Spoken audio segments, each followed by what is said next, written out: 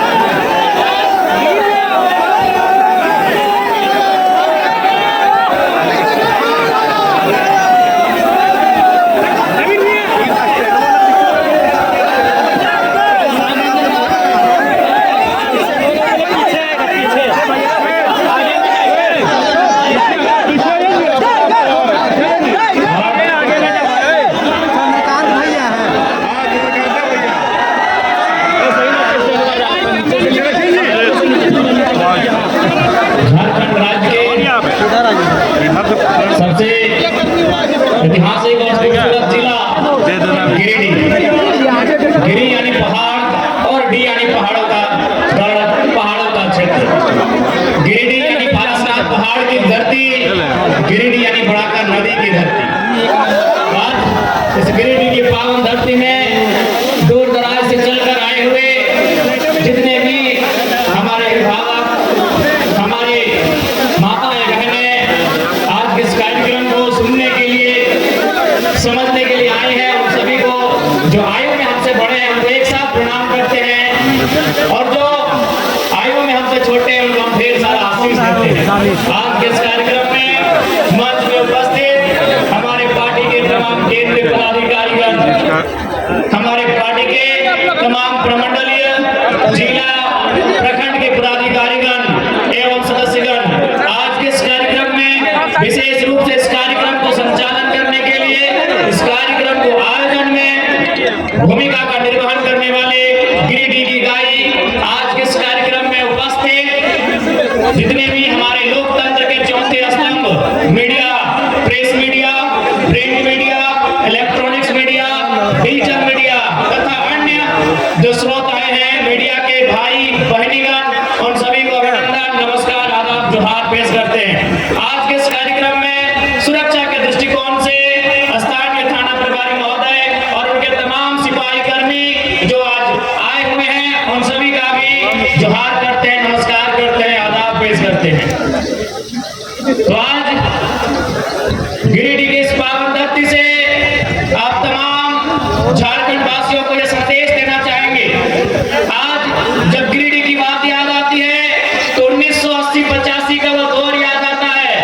जब झारखंड के पितामह विनोद बिहारी महतो को गिरिडीह की जेल में कैद किया गया था। आज वो लम्हा आज भी याद आता है और आज भी हम अपने ताकत से, अपनी हिम्मत से, अपनी एकजुटता से प्रशासन को बताते आते हैं कि आप लाख तानाशाही का परिचय दे, आप लाख हमारे हक अधिकार के बीच जाकर खड़े हो जाए। जब इस मिट्टी के किसी वीर ने चाहा है कि झारखंड के लोगों को उनका हक अधिकार दिलाना है, तो याद रखिएगा वो विनोद बाबू का दौर था जब इसी गिरिडीह के जेल में पहली बार झारखंड के इतिहास में नारा लगा था कि जेल का ताला टूटेगा, विनोद बिहारी छूटेगा। और आनंद फानन में तत्कालीन एसपी महोदय को विनोद बिहारी महतो को दूसरे जेल में शिफ्ट करना पड़ा। वो दौर था गुरुजी विशंगुरु शिबू सोरेन का, वो दौर था कॉमरेड ए.के. रॉय का। यानी असंख्य बलिदान, असंख्य संघर्ष के बाद हमारे पूर्वजों ने, हमारे वीरों ने इस राज्य को अलग किया।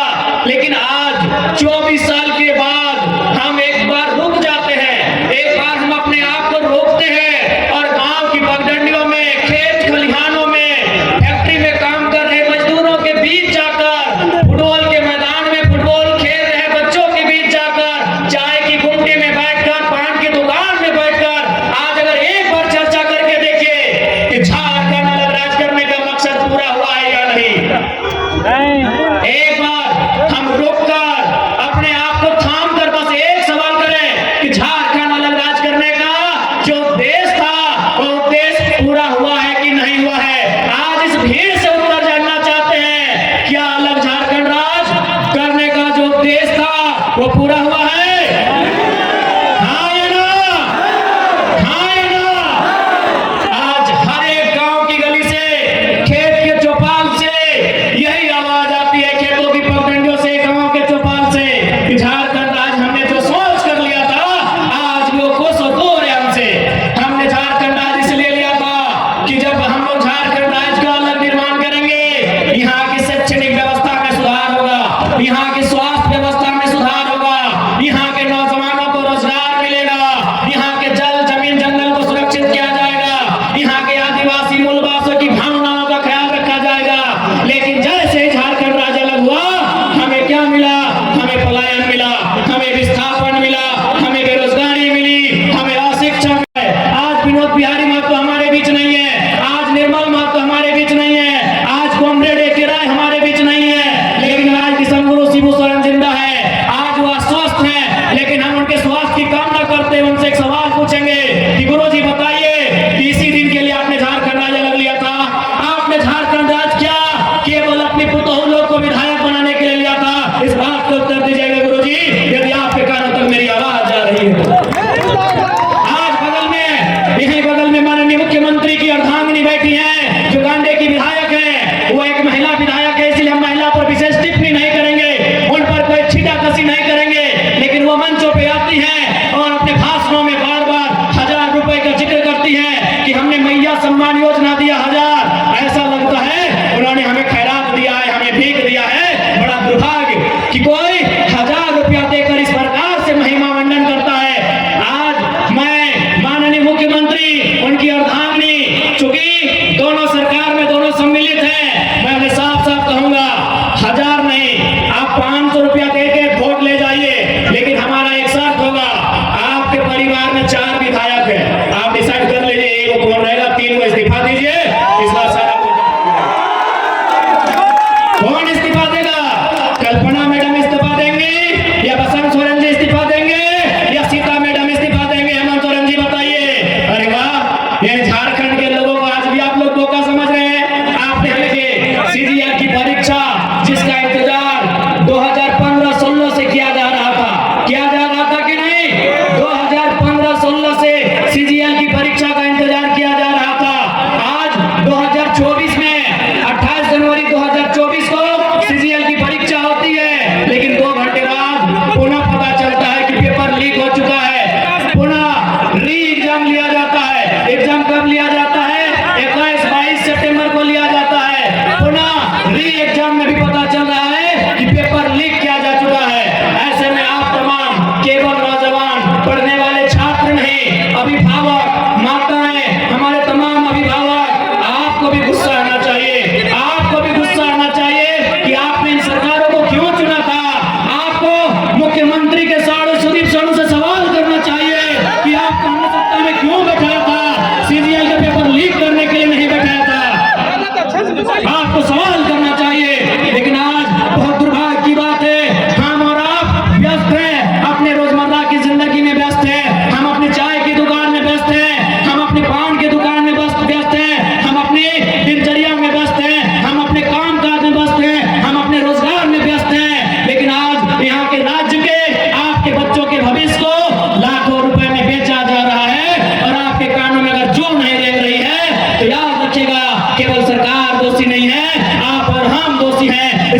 बर्बादी के लिए। इस बात को याद रखिएगा। और यदि आप आज याद नहीं रखते हैं, आज यदि आप में राजनीतिक सुचिता का संचार नहीं होता है, यदि आज आप में राजनीतिक चेतना जागृत नहीं होती है, तो आने वाली पीढ़ी आपसे सवाल करेगी। आपकी आने वाली पीढ़ी आपसे सवाल करेगी कि आपने क्यों सवाल नहीं किया। जिन लोगों को आपने सत्ता दिया था, उन लोगों से सवाल क्यों नहीं किया। कौन जिम्मेदार होगा? सीजीएल की परीक्षा में धांधली का जिम्मेदार कौन होगा? पारा टीचर की जो समस्या है उसका जिम्मेदार कौन होगा? आंगनबाड़ी की सेविका धरने पर बैठी है, उनका जिम्मेदार कौन होगा? पूरे राज्य में लोग धरने पर बैठे हैं। आज ये सवाल उठता है कि अगर पूरे राज्य में लोग धरने पर बैठे हैं, तो इस राज्य में खुशहाल कौन लोग हैं? ये भी हमारे सोचने का सवाल है। और विशेषकर नौजवान साथी आपको बताना चाहेंगे, कभी भी आपका ध्यान उस ओर नहीं गया है। आपका ध्यान कभी उस ओर नहीं गया है। हमारा ध्यान नौकरियों की ओर जाता है। एक बहाली में अगर मान के चलिए जेपीएससी की बहाली आती है, 250 सीट होता है, 350 सीट होता है, 350 सीट होता है। लेकिन आपको मालूम है इस राज्य में इनकम का जगह कहाँ है? आपको अभी तक मालूम नहीं है, क्योंकि हमारा माइंड उतना डेवलपमेंट ही नहीं है, हमारे सोचने की शक्ति वहां तक गई ही नहीं है। अरे नौकरी वन टाइम अगर जेपीएससी निकालती है तो 250 सीट ज्यादा नहीं रहता है। लेकिन आपको मालूम है आपके गांव में, आपके पंचायत में, आपके प्रखंड में, आपके जिला में जो भी सरकारी मकान है, जो भी सरकारी भवन है, वहां केवल 2-4 अधिकारी सरकारी होते हैं। बाकी एजेंसियों को ठेका दिया जाता है, बाकी कॉन्ट्रेक्चुअल लेवल पे आधार पे होता है, बाकी टेंडरशिप के आधार पे होता है। आप जो पंचायत भवन देख रहे हैं, उस पंचायत भवन में एजेंसी को दिया जाता है। बल्ब लगाने का जिम्मा एजेंसी को दिया जाता है। उसमें इलेक्ट्रिशियन से लेकर फिटिंग हर एक काम एजेंसी को दिया जाता है। तो सोच के देखिए झारखंड में कितना एजेंसी काम कर रहा है। अरे नहीं करने से भी 30,000 35,000 एजेंसी झारखंड में काम कर रही है। छोटी बड़ी सब मिला के 30,000 से 35,000 एजेंसियां काम कर रही है। एक एजेंसी का टेंडर करोड़ों में होता है। आप उन एजेंसियों का लिस्ट निकालिएगा, 1% झारखंड के लोग नहीं है। आप केवल नौकरी देखते हैं कि बहाली कै गो निकल रहा है पुलिस का। आप इतने इस भीड़ में कै गो कॉन्ट्रैक्टर हैं, इस भीड़ में कै गो एजेंसी के ओनर हैं। आपकी जानकारी के लिए बता दें, आपके बगल में कोई सरकारी स्कूल होगा, हाई स्कूल होगा या +2 होगा, वहां का प्रिंसिपल सरकारी है, वहां का फिजिक्स का टीचर सरकारी है, वहां के केमिस्ट्री का टीचर सरकारी है। लेकिन आपको जानकारी होना चाहिए आईटी, टीटी और स्पोर्ट टीचर सरकारी नहीं है।